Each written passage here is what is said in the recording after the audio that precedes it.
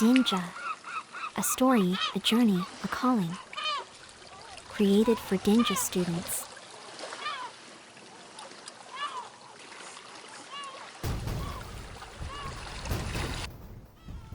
Dyneja.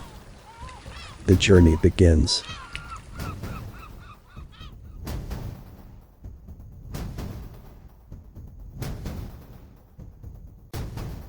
Before the age of the Vikings, there was another world. A time of kings and craftsmen, of silence and iron. We call it the Vendel Age. The shadow before the dawn. In these centuries, the North was shaped not by conquest, but by craft, by memory, and by gold that spoke in symbols. In the South, the Merovingian kings wore their crowns. In the North, smiths and seers shaped treasures, small golden figures they called gullgubber, offerings to the gods of balance and fate. They're so small. Look, Arvid, faces, carved in gold. What are they? They're called gullgubber, or gold men's in English Signe. Offerings from the old times. Men and women side by side, like promises between worlds. Promises indeed. For this was an age of waiting, when every symbol whispered of change. And here, by this fjord, one man still keeps the discipline that will carry the North into a new era. His name is Jarl Bjorn. And today he will teach his students how to turn. He's been standing there since sunrise.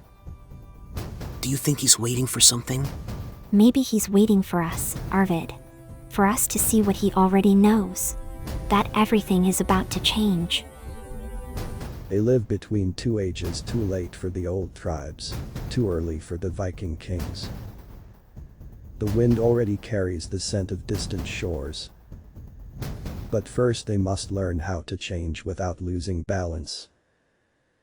For in Dyneja, every turn is a choice.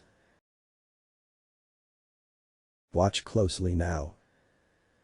This is vending the turning. In Dyneja, a turn is more than a step.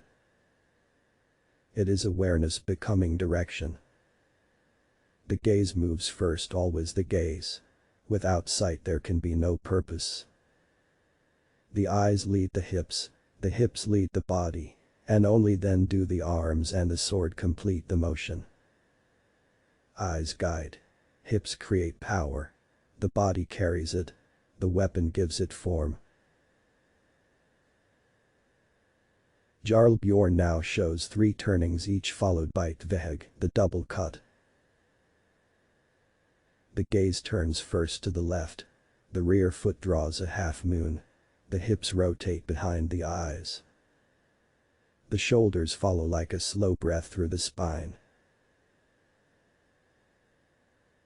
Now the tvihogg. 2 diagonal strikes that flow from the waist. Not the arms.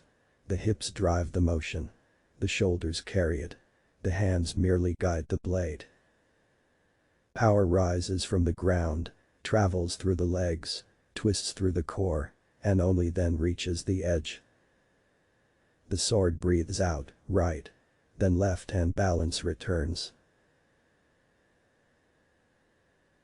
Now he turns fully. The eyes sweep behind. The hips unwind like a tide drawing from shore. The spine stays tall, breath anchored in the center. Again the tvihogg, born not from the arms but from the waist.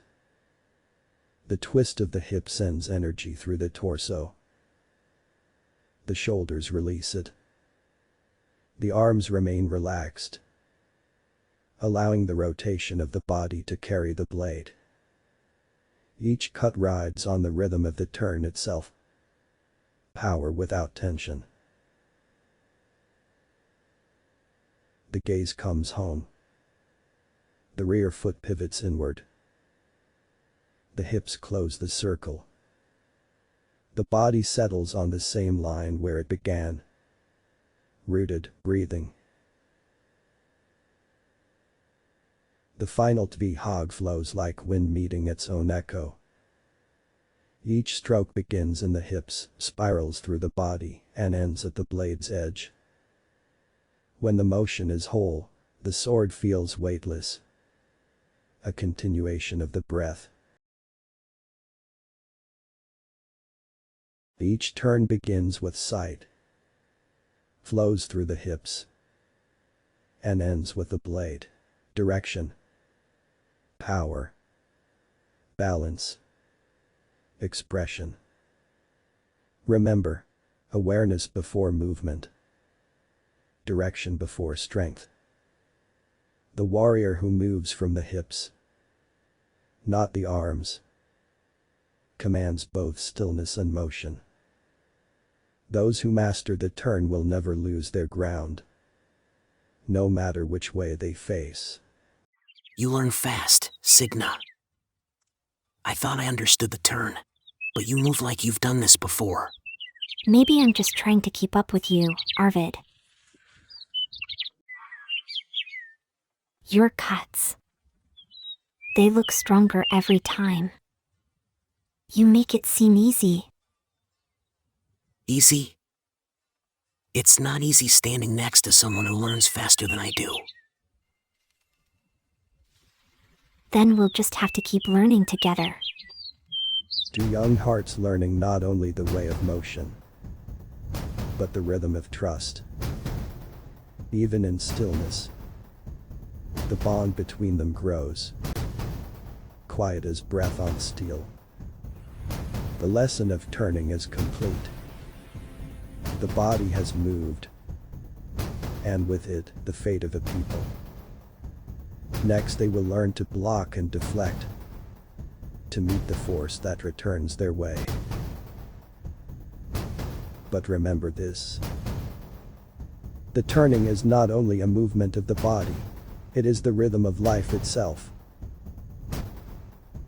There will be times when you must change direction, when what lies ahead is no longer what you thought it was.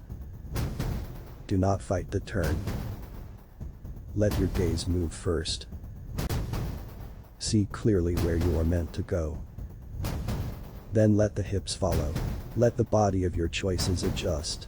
And finally let your actions, your blade, complete what the heart already knew. Those who resist the turn are broken by it. Those who move with awareness find balance again. So it is in battle, and so it is in life. Awareness before movement, direction before strength, balance before victory. And so the day fades once more into silence. The quiet before the storm.